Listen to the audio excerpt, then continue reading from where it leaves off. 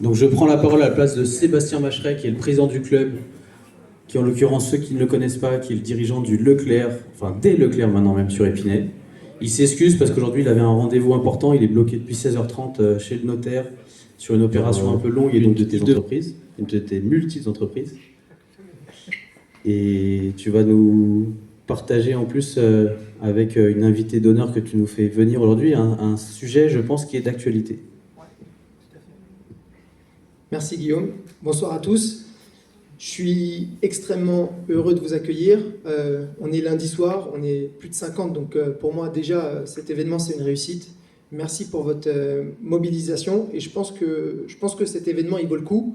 C'est le dernier de l'année pour l'association du club des entrepreneurs d'Épinay et on vous a préparé un programme qui est sympa. Avant de rentrer dans le vif du sujet, je voudrais juste présenter un petit peu le groupe, la concession et le contexte qu'on traverse nous dans l'automobile. Donc le groupe, c'est un groupe familial qui a plus de 30 ans d'existence. On est la deuxième génération qui reprenant l'affaire et le business familial, quatre frangins. Et on se consacre au quotidien pour développer nos affaires, qui sont des affaires automobiles avec les marques Volvo, Skoda, Jaguar Land Rover, Cupra, Seat et Hyundai. Donc on a un panel important. Ce soir, on vous accueille chez Skoda et l'événement est préparé avec Skoda France, donc on est très fiers. Skoda, c'est un ovni dans le domaine automobile. On a énormément de joie et de réussite avec cette marque. On a la chance d'avoir une partie des équipes de Skoda France, donc on les remercie pour leur présence.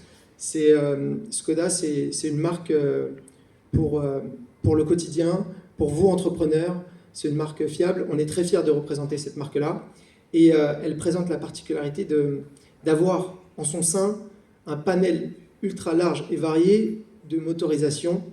Et en parlant de motorisation, ça fera une belle passerelle pour vous parler de fiscalité. La plupart d'entre vous ici, dans cette salle, sont soit dirigeants, soit entrepreneurs, soit associés. Donc en tout cas, je pense que la partie technique, et après j'en arrête là, sur le déroulé, on va avoir une petite partie technique très intéressante sur la fiscalité de cette année, sur la fiscalité de l'année prochaine, et en quoi ça vous impacte. Et Marilyn va faire ce passage tout de suite après.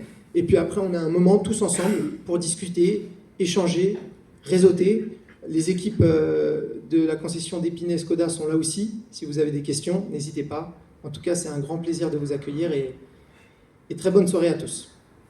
Merci.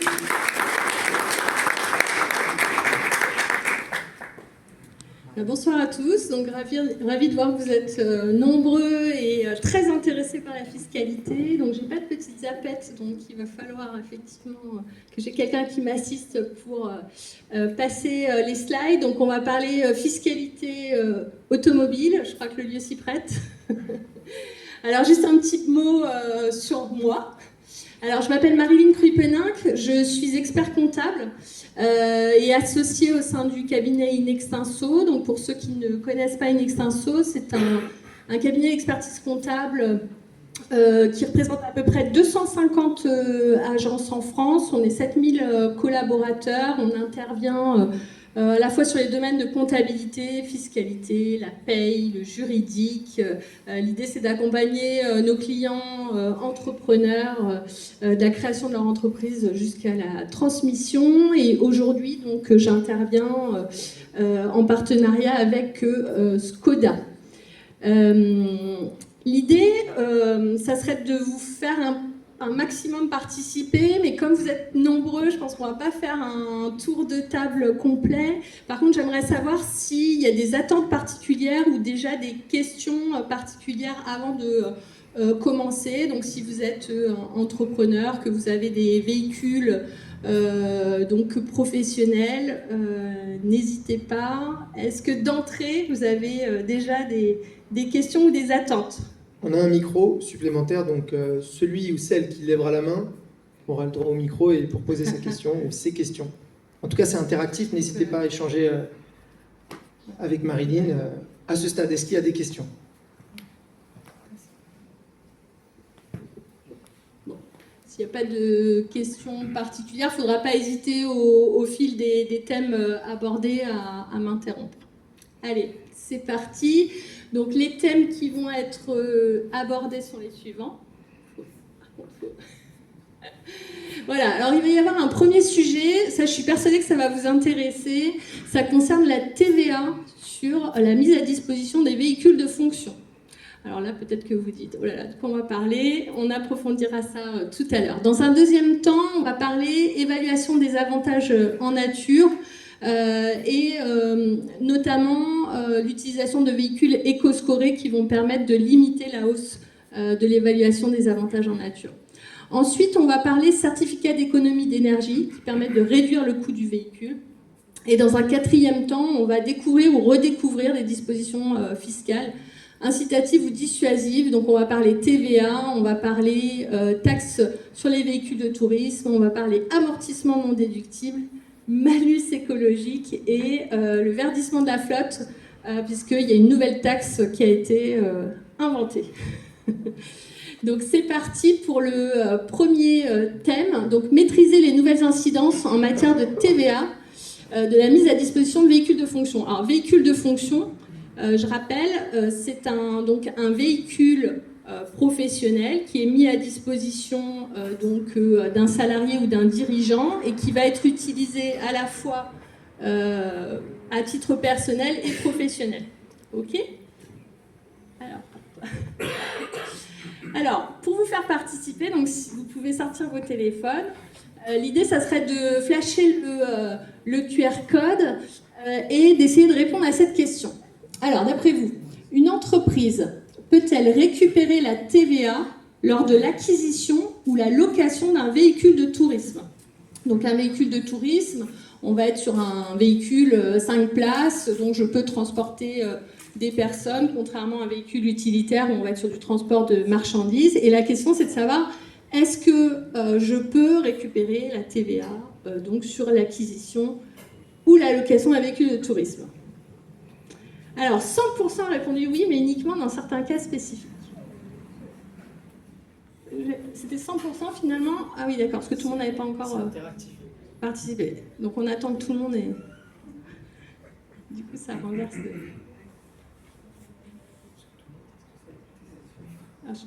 Je ne sais pas s'il y en a qui rechangent d'avis ou si... C'est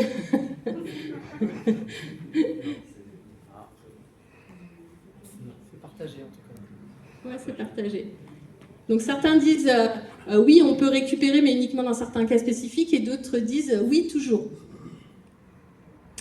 Bon, allez, on donne la réponse. Faut cliquer. Voilà, alors du coup, bon, si ça ne s'affiche pas, je vais le dire. Ça marche pas? Ok. Donc la réponse c'est oui, mais uniquement dans certains cas spécifiques. Ça marche pas afficher Ok. Alors ça va être du coup tout l'intérêt de ce thème abordé, c'est-à-dire que jusqu'à présent, la TVA sur l'acquisition ou la location d'un véhicule de tourisme n'était jamais déductible. Et il y a eu un bouleversement cette année. Et c'est pour ça qu'on aborde ce thème-là, parce que depuis avril 2025, finalement, dans certains cas, on peut récupérer la TVA sur un véhicule de tourisme. Donc ça, c'est pour ceux qui suivent un peu la fiscalité, c'est un peu révolutionnaire. Je ne vous sens pas... Si. Ok, on passe. Ça marche plus. On a bloqué. Ok. Donc du coup, le rappel, voilà, c'est ça. Ça, c'est ce qu'on a toujours connu. TVA non récupérable sur les véhicules de tourisme.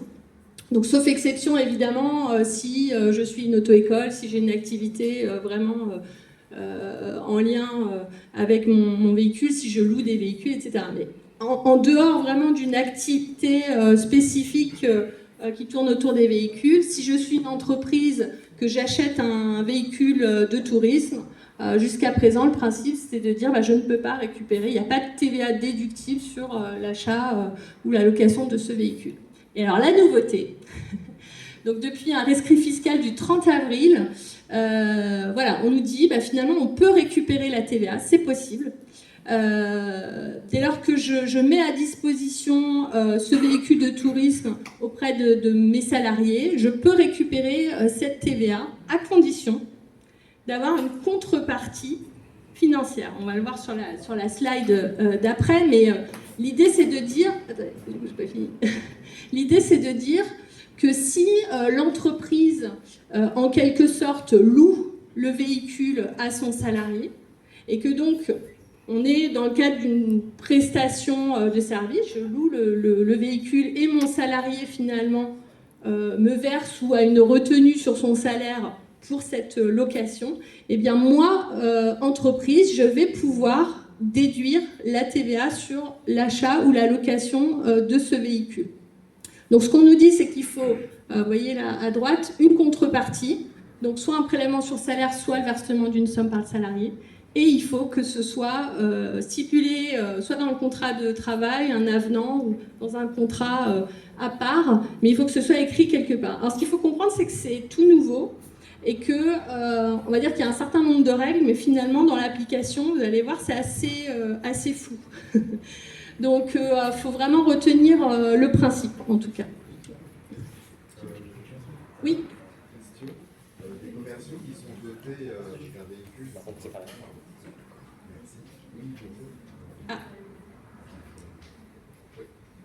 Bonsoir, donc je voulais savoir des commerciaux qui sont dotés d'un véhicule de fonction. Est-ce qu'ils rentrent dans ce dispositif ou... Donc là, commerciaux, donc on parle de salariés, oui, qui utilisent du coup un véhicule de fonction, c'est-à-dire à la fois pour des déplacements perso et pro, parce que quand ils rentrent chez eux, finalement c'est un déplacement perso, quand ils vont chez un client, c'est un déplacement pro. Donc on est dans ce cas de figure-là. Si ce commercial, donc qui est salarié, a bien du coup quelque chose de stipulé dans son contrat, ou enfin en tout cas il faut que ce soit écrit quelque part, et s'il y a bien une contrepartie financière, parce qu'il ne s'agit pas de juste lui mettre à disposition le véhicule, on va le voir après, c'est-à-dire que s'il y a juste un avantage en nature, c'est-à-dire que je mets à disposition le véhicule gratuitement, et qu'ensuite je soumets simplement à cotisation sociale parce qu'il a eu un avantage en nature, eh bien là, on pourra dire qu'il n'y a pas de contrepartie financière. Si je veux déduire ma TVA, il faut que en quelque sorte, je loue. C'est un peu bizarre de dire ça, mais il faut que mon salarié soit ait une retenue sur son salaire ou soit me verse quelque chose, comme s'il louait à l'entreprise le véhicule. Et en quelque sorte, l'entreprise, ça veut dire qu'elle va avoir le droit de déduire la TVA, mais il va falloir qu'elle collecte la TVA sur la location en fait auprès de son salarié. Pourquoi ? Parce que la TVA, pour rappel, c'est une chaîne, c'est-à-dire je ne peux déduire que si à un moment donné on collecte. Ça marche jamais que dans un sens. Et donc s'il n'y a pas de contrepartie financière, ça veut dire qu'il n'y a pas de collecte en fait de TVA au fur et à mesure, et donc je ne peux pas déduire ma TVA. Voilà. Mais on rentre bien effectivement dans le cas de figure. Alors, donc, comme je vous le disais, c'est assez récent et on est en attente d'éclaircissement sur la valorisation de la contrepartie, parce que dire il faut une contrepartie, ça pose question sur la valeur de cette contrepartie, puisque il va falloir en quelque sorte que l'employeur définisse une sorte de montant de ce loyer qu'il va appliquer à son salarié. Et ce montant, il va dépendre aussi de son utilisation perso du véhicule. Donc là, on est quand même sur un flou à ce niveau-là. C'est-à-dire que le principe, c'est qu'il y ait bien une contrepartie. Maintenant, est-ce que le fisc va dire oui, mais attendez, la valeur que vous avez définie pour cette contrepartie, est-ce qu'elle est contestable ou pas ? Donc ça sera vraiment à voir au fil du temps et de l'application de la règle. Alors tout à l'heure, j'ai parlé avantage en nature. Effectivement, un avantage en nature, c'est une mise à disposition gratuite. Et donc là, on n'est pas du tout dans le cas de figure que je viens d'expliquer. Donc dès qu'on est finalement sur un avantage en nature, on ne peut pas récupérer la TVA. Donc parmi les questions qui se posent, il y avait la base d'imposition à la TVA. Je l'ai dit tout à l'heure, s'il y a TVA déductible, il y a TVA collectée. Est-ce que la valeur que l'entreprise aura donnée à cette sorte de location sera suffisante pour collecter la TVA. Ça, on ne sait pas exactement. Alors, on a parlé de salariés. Donc du coup, on pourrait se poser la question, mais est-ce que ça s'applique aux dirigeants non salariés? Alors les dirigeants assimilés salariés, oui, mais avec la question tout à l'heure, on a dit il faut que ce soit écrit dans un contrat. Le dirigeant assimilé salarié, il n'a pas forcément de contrat de travail, donc on peut se poser la question de se dire finalement où est-ce que ça va être répertorié. Là, les questions que je vous pose, finalement, je me les pose aussi, j'ai pas forcément de réponse. C'est pour vous montrer en fait le chemin qui reste à parcourir. Mais en tout cas, sachez que les dirigeants au sens large et même travailleurs non salariés peuvent bénéficier finalement de l'application de cette nouvelle règle. D'accord ? Donc je suis dirigeant non salarié de mon entreprise. Si en quelque sorte je verse un loyer pour l'utilisation de véhicules à l'entreprise, je vais pouvoir déduire la TVA sur l'acquisition ou la location de ce véhicule. Ça va pour vous ? Alors, voilà, là c'est ce que je viens d'évoquer, effectivement, donc ça s'applique aux dirigeants d'entreprises sans contrat de travail. Alors on dit que cette nouveauté devrait s'appliquer, c'est vrai qu'on n'a pas une confirmation absolue, mais je pense que là on est quand même, au niveau de la profession, on est quand même d'accord pour dire que ce qui compte, c'est le caractère onéreux, c'est-à-dire le fait qu'il y ait une prestation de service avec une contrepartie financière. Ok ?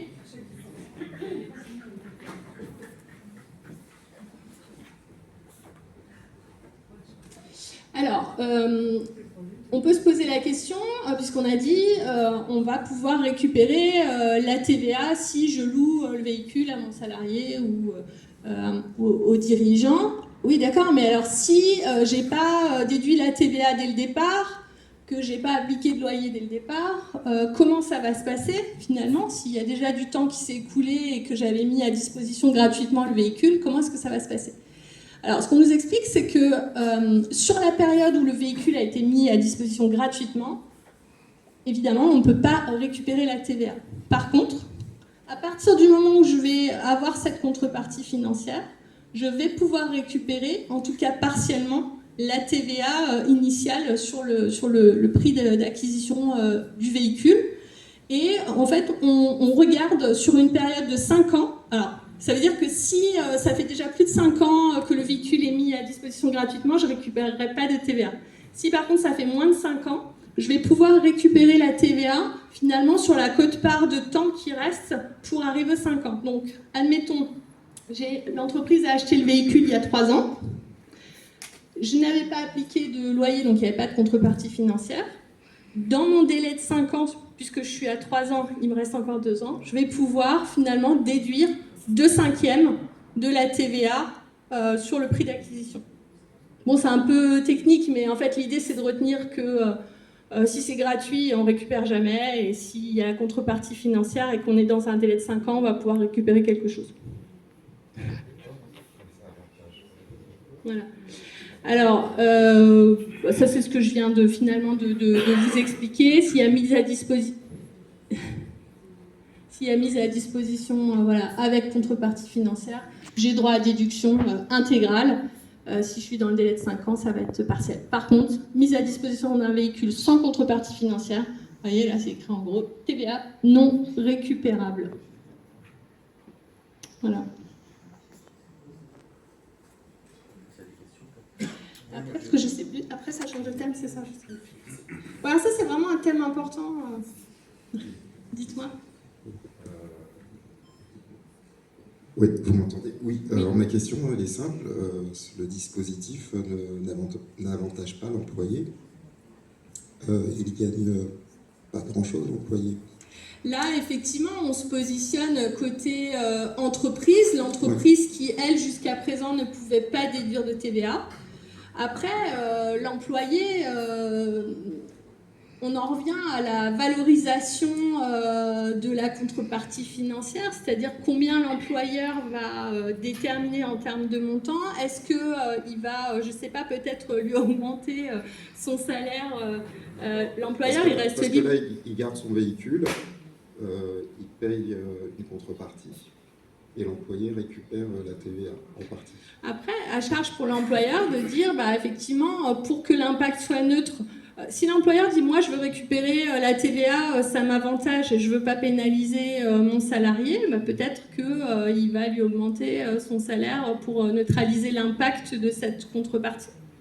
Il n'y a rien de défini, en fait. Effectivement, là, on se positionne côté entreprise et récupération de TVA. Mais si...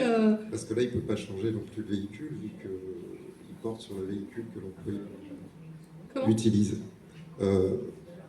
Ça porte déjà sur le véhicule que l'employé utilise, dans l'exemple que vous donnez. Donc, l'employé, il n'a pas de nouveau véhicule, il utilise le véhicule, son véhicule actuel, et il paie la contrepartie.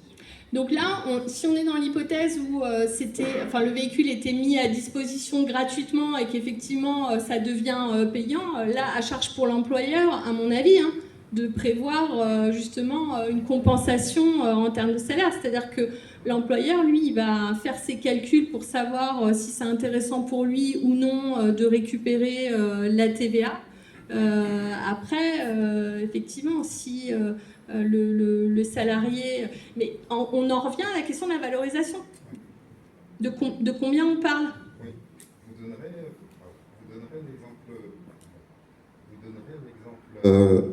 vous donnez un exemple concret avec des chiffres pour qu'on se rende compte un peu de ce que ça représente, à la fois parce que là, il y a des formules, mais je ne sais pas si vous comptez les appliquer Alors là, il n'y a pas de formule de calcul. Là, c'est le principe de dire que finalement, il y a une TVA lorsque l'entreprise achète ou loue le véhicule qui ne pouvait pas être déduite jusqu'à présent. D'accord ? Donc là, ça dépend du montant de l'achat ou de location du véhicule. Donc en gros, il y a 20% de TVA que l'entreprise ne pouvait pas déduire initialement. Donc ça veut dire que ça lui coûtait le TTC. Si elle peut déduire la TVA, ça lui coûte le hors-taxe, puisque cette TVA déductible de 20%, elle va pouvoir finalement la récupérer auprès de l'État. D'accord ?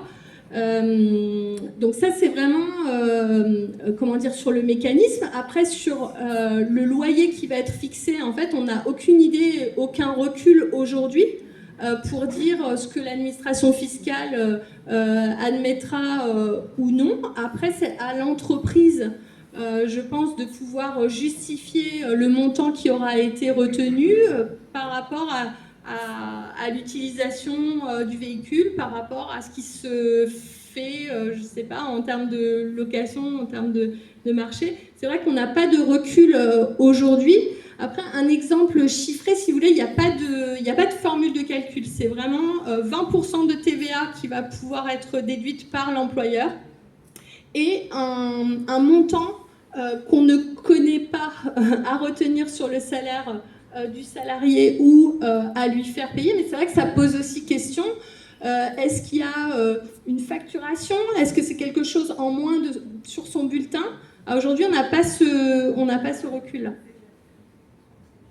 Je ne sais pas si ça répond à votre question, moyennement. On verra par la suite. Ok. Alors, s'il n'y a pas d'autres questions sur le premier thème, on aborde le deuxième thème qui concerne l'évaluation des avantages en nature. On va voir que l'évaluation forfaitaire a fortement augmenté et un moyen de parer cette augmentation, ça va être effectivement de miser plutôt sur des véhicules propres. Alors, donc on vous fait participer. Doit-on valoriser comme avantage en nature l'usage non professionnel d'une borne de recharge par un salarié sur son lieu de travail? Donc je suis une entreprise, j'installe une borne de recharge électrique, mes salariés peuvent recharger, peu importe finalement que ce soit utilisé pour des trajets pro ou pas. La question c'est est-ce que c'est un avantage en nature? Voilà, je vous laisse répondre.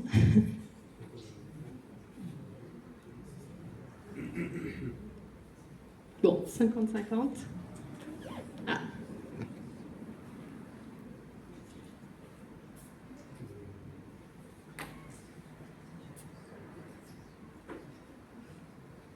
Alors, vous êtes majoritairement à répondre oui uniquement si le véhicule appartient aux salariés, non l'avantage est négligé dans tous les cas et oui dans tous les cas. Alors, donc, l'avantage de l'électrique est donc le fait de pouvoir recharger son véhicule même pour des trajets perso, bah, c'est qu'il n'y aura pas de valorisation en avantage en nature. Donc ça veut dire que finalement, l'employeur qui va prendre à sa charge l'électricité pour recharger votre véhicule ne sera pas pris en compte comme avantage en nature. Donc ça, c'est quand même hyper intéressant. Ça, vous le saviez? Non. Alors, donc, les avantages en nature. Donc, du coup, on vous a vraiment montré avant le 1er février 2025 et après le 1er février 2025. Donc, si le véhicule était mis à disposition avant le 1er février 2025, ça, c'est finalement l'évaluation forfaitaire qu'on connaît. C'est-à-dire que l'avantage en nature va être valorisé 9% du prix du véhicule s'il n'y a pas de prise en charge du carburant. Et regardez à combien ça passe. Après le 1er février 2025, on passe de 9 à 15%. Vous voyez ? S'il y a prise en charge du carburant, on passe de 12% à 20%. Sur un véhicule loué, on passe de 30% à 50%. C'est énorme. Et alors, le clou du spectacle, donc on passe de 40% donc avec prise en charge du carburant à 67%. Donc en fait, ce qu'il faut comprendre, c'est que l'avantage en nature, il est soumis à cotisation sociale. Donc ça veut dire que le net du salarié baisse, parce que si mon avantage en nature augmente, les cotisations augmentent. Donc les cotisations, elles augmentent à la fois sur la partie patronale, donc pour l'employeur, mais aussi sur la partie salariale. Donc c'est pas négligeable et l'idée c'est de vous montrer que si on est sur un véhicule alors je sais plus si c'est cette slide là, non, cette slide là c'est un député qui a juste posé la question pour mettre en lumière le fait que la nouvelle méthode de valorisation représente une charge supplémentaire. Et ce député, il pose la question, il dit attendez, les entreprises, elles n'ont pas eu le temps ni de s'adapter et ça représente vraiment des conséquences économiques importantes. Et il demande s'il y a des mesures compensatoires qui vont être envisagées. Alors, vous imaginez bien que compte tenu du contexte politique actuel, c'est pas du tout un sujet de préoccupation pour l'instant. Donc en fait, on ne fait que constater que les avantages en nature au niveau de l'évaluation forfaitaire ont fortement augmenté. Du coup, on peut passer à la suite. Voilà. Et donc, si j'ai un véhicule électrique, je peux appliquer un abattement. Donc, ça veut dire que les pourcentages que je vous ai montrés tout à l'heure, finalement, sont nettement diminués si j'ai un véhicule électrique. Donc, vous voyez, depuis le 1er février 2025, donc si je suis sur l'évaluation forfaitaire qu'on a vue tout à l'heure, j'ai un abattement de 70%. Donc vous voyez, les pourcentages d'avantages en nature qu'on a vus tout à l'heure sont réduits de 70% si j'ai un véhicule électrique et que je suis sur une évaluation forfaitaire. Alors, c'est vrai qu'on n'en a pas parlé, mais les avantages en nature peuvent aussi être évalués sur la base de leur valeur réelle. Dans ces cas-là, l'abattement est un peu moins important, mais c'est vrai qu'on se rend compte que ça peut avoir un avantage certain que de effectivement avoir un véhicule électrique. Et donc, on vous précise, tous les modèles Skoda sont éco-scorés et éligibles. Important à savoir. Tous les modèles électriques. Tous les modèles électriques, oui, pardon. On parle d'électrique. Alors, les bornes de recharge, on en a parlé, puisqu'on vous a posé la question tout à l'heure. Donc, une borne installée sur le lieu de travail à disposition des salariés, avantage en nature, 0 €. Alors, il y a une particularité si la borne est installée au domicile du salarié. Donc, quand le salarié quitte l'entreprise, qui restitue la borne, pas d'avantage en nature. Par contre, si la borne reste installée chez lui, il peut y avoir un avantage en nature qui sera calculé en fonction de l'ancienneté de la borne. Donc là, je ne rentre pas dans le détail, mais retenez juste que si la borne reste installée au domicile du salarié, il y aura une partie finalement qui sera passée en avantage en nature et soumise à cotisation sociale. Alors, donc on vous a mis un petit comparatif pour vous montrer finalement dans l'évaluation forfaitaire de l'avantage en nature, en termes de chiffres, entre un véhicule thermique, un véhicule électrique non éco-scoré et une Skoda qui est éligible et qui répond à cet éco-score, on vous montre ce que ça donne. Alors, donc, là, on vous a remis finalement donc, le détail. Donc, éco-score, si je suis un véhicule thermique, non. Si je ne réponds pas aux normes, non. Et le dernier, oui. Bon, c'est pas très clair, j'ai l'impression ce que je vous dis, mais le principe, c'est de voir que sur un prix d'acquisition à peu près équivalent, vous voyez, sur les 3 véhicules, l'avantage en nature qui va être appliqué d'après le barème qu'on a vu tout à l'heure, finalement va être évalué à 7200 euros sur le véhicule thermique. On va être quasiment à 7000 euros sur l'électrique non éco-scoré. Et puis sur le dernier véhicule qui lui répond aux critères d'éco-score, vous voyez, il va avoir donc l'évaluation, on va dire classique, mais il va bénéficier finalement d'avantages et donc d'un abattement du fait d'être un véhicule électrique éco-scoré. Et donc la conclusion, c'est que l'avantage en nature, final, il va être de 7200 pour le véhicule thermique, quasiment 7000 pour l'électrique non éco-scoré, et on va être sur 2400 euros pour le véhicule Skoda éco-scoré. Donc si on ramène par mois, vous voyez, on passe de 600 euros à 200 euros. Donc c'est vrai que la démonstration de l'électrique parle d'elle-même. Sur lequel il y aura des charges sociales, je suppose. Dès qu'on parle d'avantage en nature, je sais pas qui. C'est moi qui. Alors, sur lequel on rajoute des charges sociales. Oui, tout à fait. Dès qu'on parle d'avantage en nature, ça déclenche des cotisations sociales. Donc ça veut dire que ça sera d'autant plus important. Tout à fait. Ça veut dire que là, sur le bulletin du salarié qui a cet avantage en nature-là, dans un cas, il va avoir 600 euros soumis à cotisation sociale et dans le dernier cas, il va avoir que 200 euros. Donc sur les charges salariales, si on est à peu près sur du 20%, son net, forcément, il va être bien plus impacté sur le véhicule thermique ou électrique non éco-scoré. Simplement pour compléter le point éco-scoré, pour créer une petite nuance, tous les véhicules électriques du marché ne sont pas éco-scorés. Et ça, c'est un conseil que nous, on vous donne, parce que parfois, on peut avoir des sirènes, notamment de pays asiatiques, voire chinois. Ces véhicules-là ne sont pas éco-scorés. Prenez bien le temps de vérifier dans vos démarches de benchmark, avec des prix qui peuvent être attractifs sur le papier, quand vous faites l'addition, et que le comptable vous présente à la fin de l'année les avantages en nature, c'est plus la même histoire. Donc la gamme Skoda, parce que produite en Europe, parce que respect de certaines normes, est totalement éco-scorée. Oui, vous avez raison, c'est important de dire. C'est pas parce que j'achète un véhicule électrique que je bénéficie de l'abattement que je vous ai présenté tout à l'heure. Il faut qu'il soit électrique éco-scoré. Oui.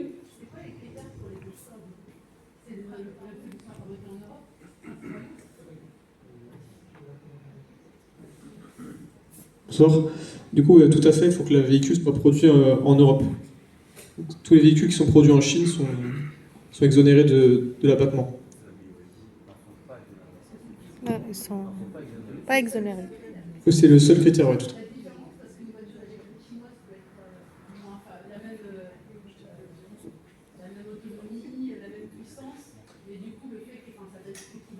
Oui. Tout à fait, oui. Et donc ça, c'est pour les professionnels. Après, pour les particuliers, il y a une autre notion à avoir, c'est que la prime CE, il y a une super prime qui est mise à disposition de tout le monde. il faut que la batterie soit aussi produite en Europe.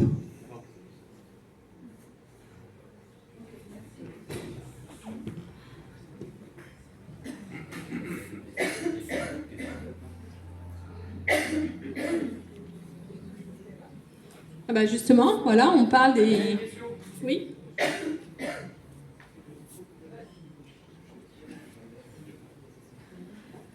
Du coup, juste pour rebondir par rapport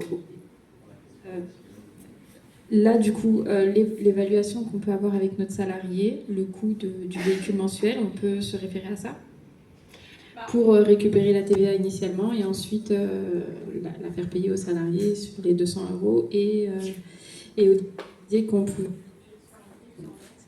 Donc du coup, de ne pas avoir les charges sociales à payer. Alors du coup, là, on va pas avoir les deux... Si on parle d'avantages en nature... Ce sera plus un avantage en cadre de compensation financière. Voilà, exactement. Et du coup, cette compensation financière, ça marche pas bien. Si on la met en haut du bulletin de paye, du coup, qu'on la déduit en haut, il n'y aura pas les charges sociales à payer dessus. Alors, la question à laquelle on n'a pas vraiment de réponse aujourd'hui, c'est cette prestation, cette contrepartie financière. On a dit, bah, elle peut être en moins du revenu ou elle peut se matérialiser par une facture, on ne sait pas trop. Et comme on est sur une prestation à titre onéreux, normalement, on n'est pas sur une rémunération soumise à cotisation. Donc ça veut dire que ça serait une ligne, si c'est sur le bulletin, ça serait une ligne à part qui viendrait finalement en moins du salaire, mais qui voudrait dire finalement, au lieu de payer l'allocation, et donc c'est pas une rémunération, on m'enlève, enfin il y a une déduction au niveau du salaire. Mais du coup, il n'y aura pas de cotisation sociale dessus. Par contre, il y aura de la TVA collectée sur ce loyer en quelque sorte.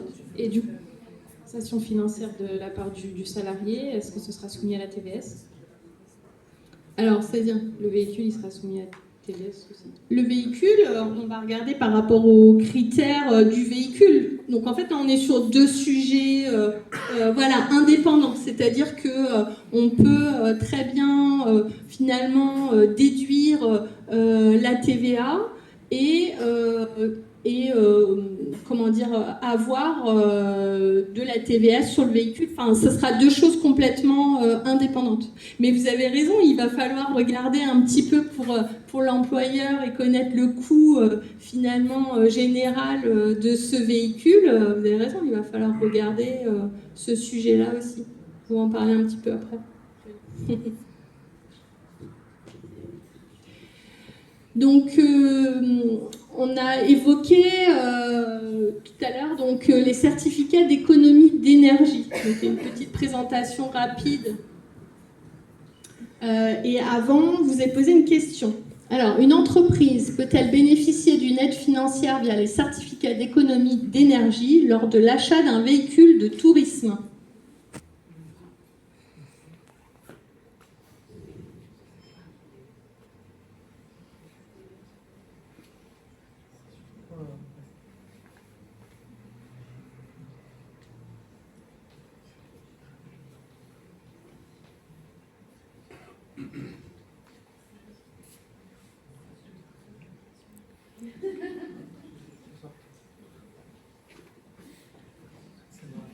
C'est marrant.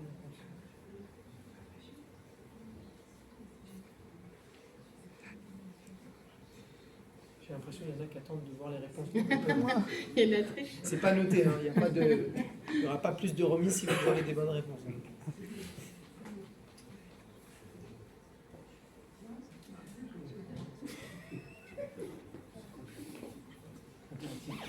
Dommage. Je crois qu'on peut avoir, si vous cliquez sur barre pour voir tout. Ça marche pas. Le diapo. Ah. Non. Non.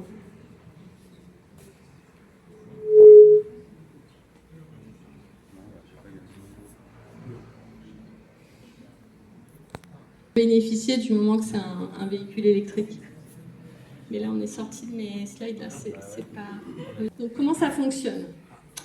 Donc, ça va se passer entre le fournisseur d'énergie et le concessionnaire.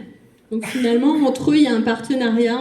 Le fournisseur d'énergie va verser une prime au concessionnaire et le concessionnaire, finalement, va appliquer une réduction sur le prix du véhicule.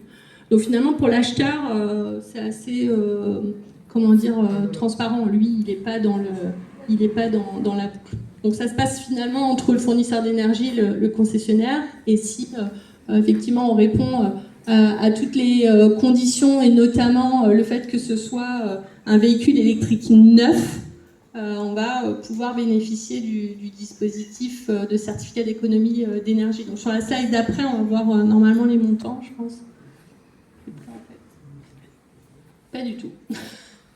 Alors, donc, les certificats d'économie d'énergie, en fait, il faut comprendre que c'est finalement une source de financement qui va permettre à l'acheteur de voir une réduction du prix. Donc, qui peut en bénéficier? Pas seulement les particuliers, les entreprises aussi, les collectivités locales, les associations. Par contre, il faut absolument que ce soit un véhicule 100% électrique. Et soit qu'il soit neuf ou qu'il soit issu d'une opération de transformation en fait en véhicule électrique. Donc là, on parle donc de véhicules légers, alors M1, je ne sais pas si ça vous parle, ou utilitaire léger N1. Donc ça, c'est des catégories qui figurent sur la carte grise. Et après, normalement, on voit les montants. Voilà. Donc, on l'a dit, ça bénéficie aux particuliers, mais aussi aux entreprises et aux collectivités. Donc là, ça vous permet de voir, d'avoir un ordre de grandeur en termes de montant. Et celui qui effectivement apparaît comme étant le plus intéressant, c'est sur les particuliers quand ils ont donc une bonification. Et la bonification, elle existe donc pour les opérations engagées jusqu'au 31 décembre 2025 avec ces critères-là, c'est-à-dire un coût d'acquisition inférieur à 47 000 €, un poids du véhicule inférieur à 2,4 tonnes et un véhicule éco-scoré.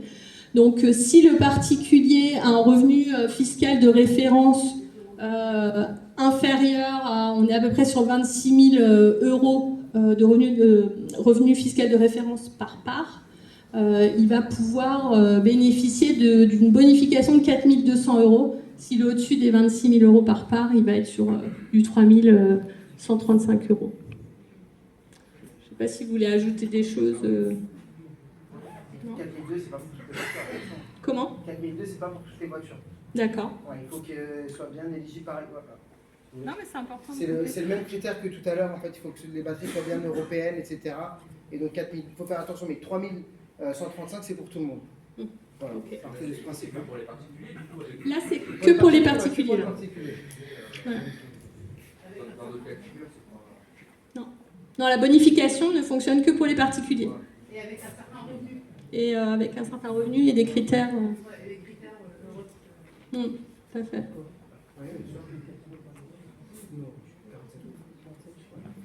Alors là, du coup, on vous a mis un exemple, justement. On vous a mis un exemple, des certificats d'économie d'énergie, donc non éligible si c'est un véhicule thermique, non éligible si c'est un électrique non éco-scoré, et donc éligible si on est sur le dernier cas de figure, et donc le modèle Skoda Elroq. Je ne sais pas si vous voulez compléter un véhicule. Pas particulièrement, si ce n'est de dire, rappeler l'éco-score, hein, c'est pas juste la production, c'est une démarche qui a été mise en place pour protéger l'industrie européenne, comme il peut y avoir des mesures protectionnistes aux États-Unis avec des droits de douane ou le marché chinois qui est très agressif, mais c'est surtout aussi l'impact RSE que les entreprises peuvent avoir sur leur production. Et donc c'est aussi pour ça qu'on a mis en place, enfin pas nous, mais l'Europe, l'éco-score et le marché français en particulier. Sur l'Elroq, c'est le best-seller de notre gamme Skoda depuis qu'il est disponible depuis 1 an, et on pense que ça va continuer. C'est une vraie success story. En tout cas, ce qu'on peut qu'on peut surtout retenir, c'est qu'on est champion en France, je pense, de la difficulté à comprendre ces foutues taxes à la con, pour pas dire autre chose, voilà. Parce que depuis tout à l'heure, plus on avance dans les slides, plus ça devient incompréhensible. Mais bon, je pense que c'est costaud, hein. Si on est particulier, pas particulier, si c'est fabriqué en Chine, c'est fabriqué en Europe, la TVA, la TVS, les avantages en nature, c'est costaud quand même. D'où l'expert comptable et bienvenue. D'où avoir un bon expert comptable qui va calculer tout ça. Merci. Alors, dernier thème. Alors, on y va. Donc là, c'est plus des rappels. Donc la TVA, voilà, le principe de la TVA, si j'ai un véhicule utilitaire, la TVA elle est tout le temps déductible et grosso modo, si je suis sur un véhicule de tourisme, le principe à la base, c'est le fait de ne pas déduire la TVA, mais on l'a vu ensemble. Il y a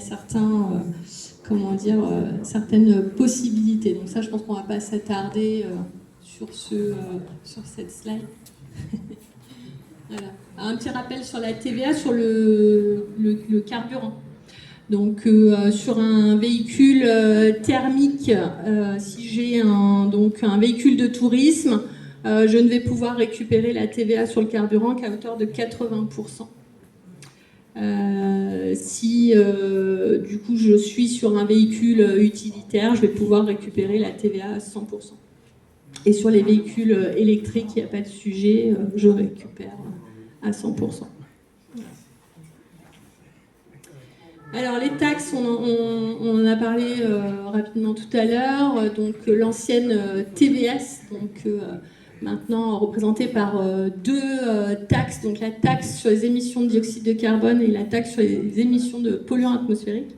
Alors c'est vrai que nous, cabinet d'expertise comptable, on n'est pas forcément les plus spécialistes, c'est plutôt les concessions qui effectivement font ces calculs et sont en mesure de dire au moment où vous achetez le véhicule combien ça va vous coûter si vous prenez plutôt ce modèle ou tel autre modèle. Je ne vais pas m'attarder.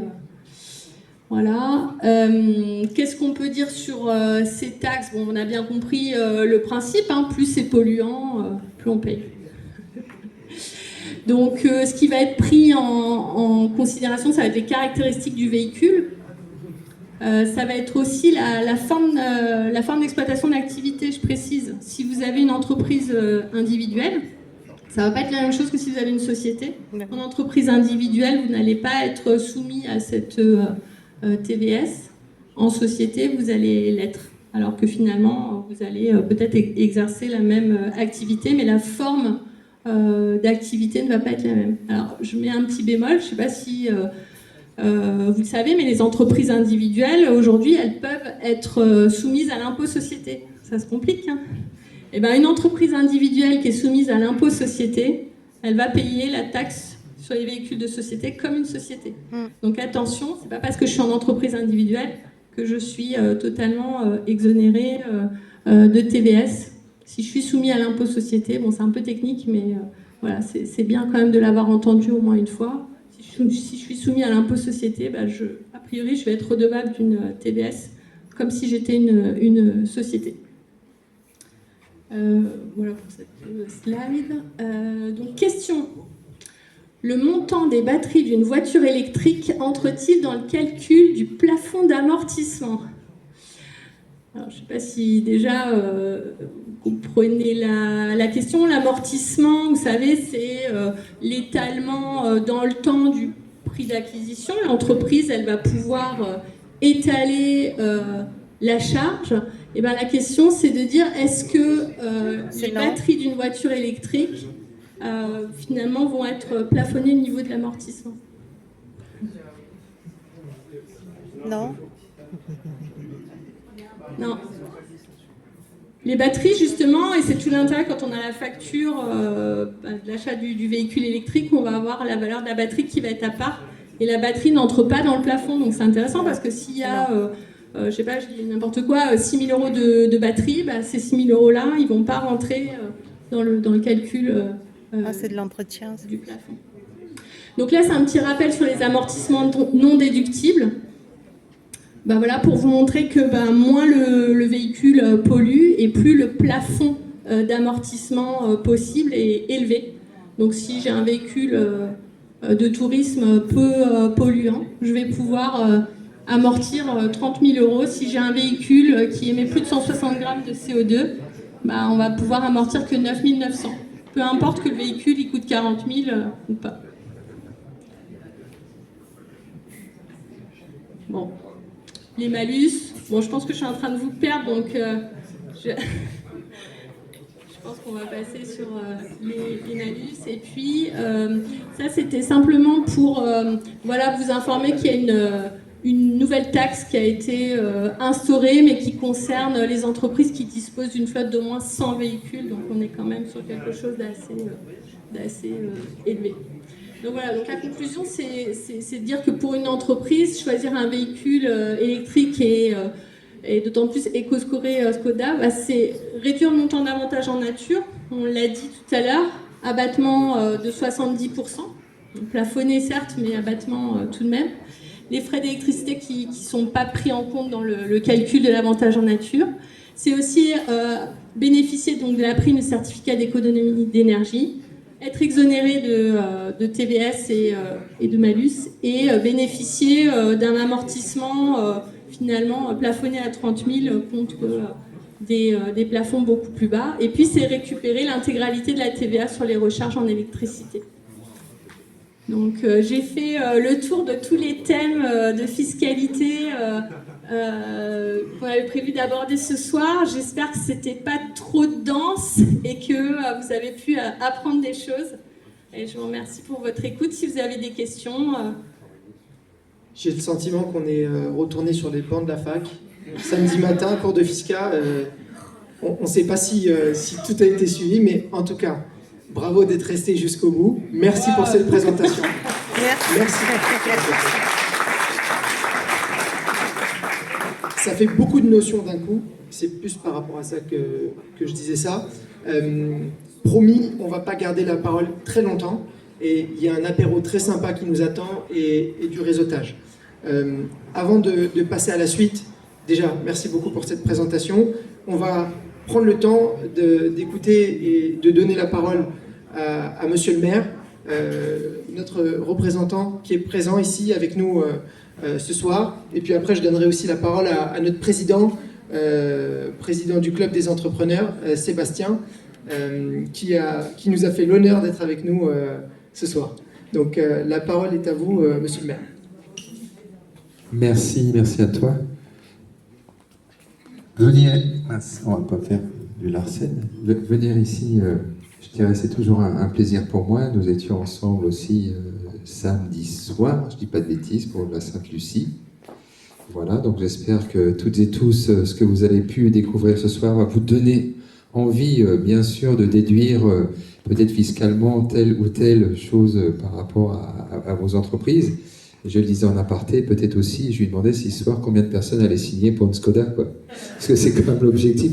Ça fait penser un peu au club les Rotariens. Tu sais, les Rotariens, quand on est au Rotary, au Lions Club, il y a toujours quelque chose à la fin. Il y a toujours quelque chose à la fin.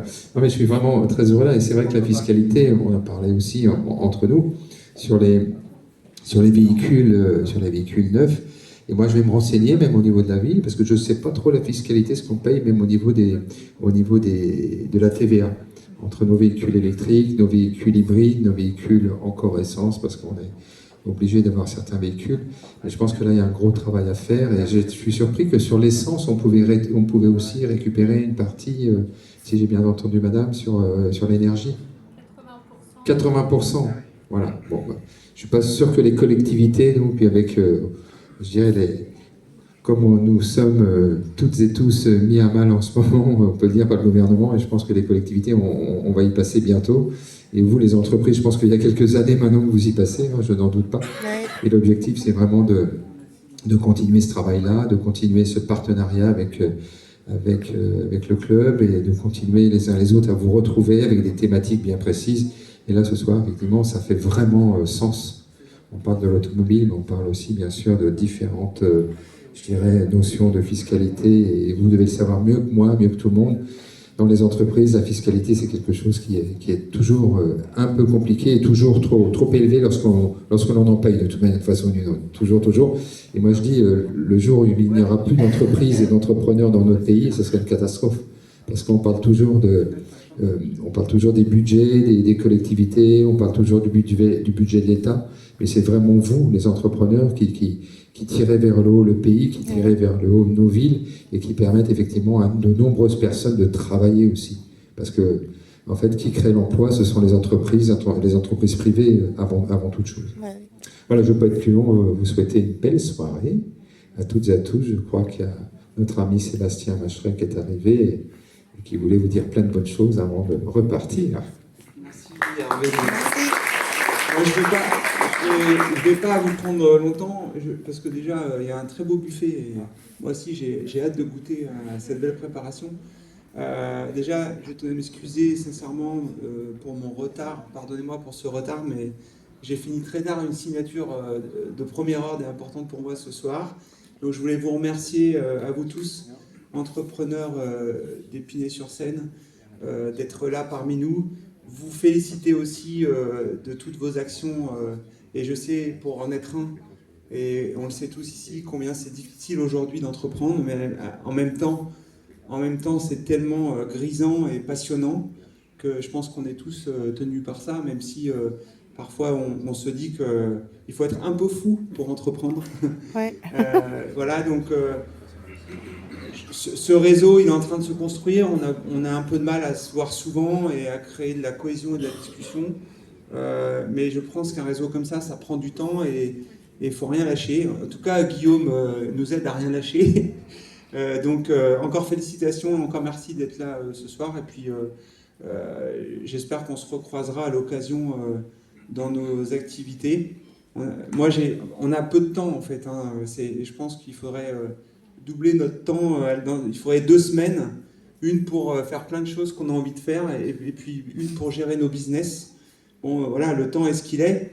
On travaille tous beaucoup, mais je suis certain qu'à l'aube de cette année 2026, on aura d'autres occasions pour se recroiser, discuter, échanger de nos expériences, aussi diverses soient-elles, parce qu'on travaille dans plein de secteurs différents. Mais il y a un point commun que nous avons, c'est cette envie de construire, cette envie de participer à cet effort économique, de créer de l'emploi et puis d'être indépendant. Je crois que c'est quelque chose qui est important quand on est entrepreneur, l'indépendance. C'est ce qui nous différencie aussi de quand on est salarié et ce qui nous encourage à rester le plus longtemps possible dans cette position. Voilà. Alors merci pour l'organisation. À vrai, j'ai toutes ces équipes et à Guillaume et à Marie aussi qui travaille sur cette partie-là. Marie, on travaille ensemble. Elle a beaucoup de choses, dont le Club des entrepreneurs. Mais avant tout, elle travaille aussi pour nos entreprises Leclerc, entre autres, parce qu'elle a plein de missions. Voilà. Donc merci à tous les organisateurs. Je ne sais pas, Guillaume, j'ai peut-être oublié du monde. Peut-être. Bah justement, tu es dans les remerciements. Ah bon ? Et donc ce soir, on avait un truc avec... Viens, vrai. On avait un truc de spécial. Ah. Une Skoda ? Ouais, non, J'ai pas pu la cacher ce qui me fait plaisir, et on va pas vous prendre beaucoup de temps parce que Mounia, qu'on remercie fortement, nous a préparé un super buffet. Vraiment, c'est tip top, vous pouvez l'applaudir.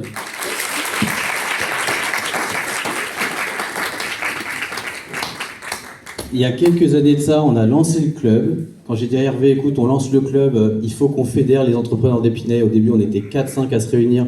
Ce soir, après 2 ans où l'association est officiellement créée, on est de plus en plus nombreux. Et vous êtes venus en fin d'année pour discuter découvrir un sujet sur la fiscalité. C'est un peu tordu quand même ce qui nous pond en France. Hein. Les projets de loi de finances, on peut dire ce qu'on veut, mais franchement, il faut quand même tordu pour mettre des taxes sur n'importe quoi. Les histoires d'avantages en nature et pas avantages en nature. Enfin bref, ça devient compliqué. Il faut être bien allié d'un expert comptable pour décortiquer tout ça. En tout cas, merci d'être là ce soir. Avant qu'on coupe, on voudrait remercier 4 personnes. Sébastien, ça fait maintenant 1 an que tu as pris quasiment la présidence, donc on voulait te remercier. Vrai, je vais te remettre un beau colis de remerciements. On est en fin d'année, donc c'est le colis avant que le Père Noël passe par la cheminée pour te remettre un cadeau. Donc voilà, premier cadeau du Club des entrepreneurs. Marie, tu es dans le coin ? Marie ? Pareil, viens. Si tu peux venir. On voulait te remercier aussi pour ton engagement. Marie, elle est salariée chez Sébastien, chez Leclerc, et elle donne de son temps. sous format d'un mécénat de compétences pour aider l'asso pour toute la partie administrative. Donc merci à toi Marie. Bravo.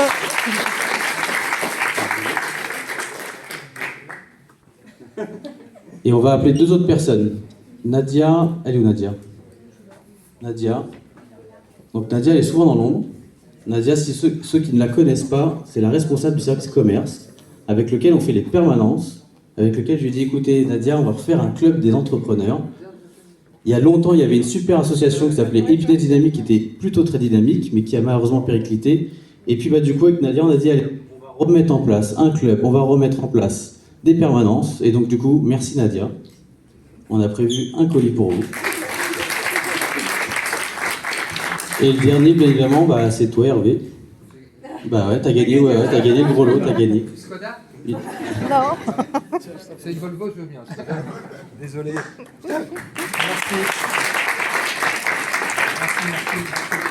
Voilà, on voulait vous remettre, c'est symbolique, mais on voulait vous remettre ça pour la fin d'année. Il y a des petites choses assez sympas. Vous remercier pour votre fidélité, vous remercier pour votre confiance. Et puis bah, vous souhaiter surtout des bonnes fêtes de fin d'année. À tout le monde. Merci. Non, on va finir par dire le buffet est à vous, le buffet est ouvert, et avec grand plaisir pour discuter encore et prolonger la soirée. Merci. Merci.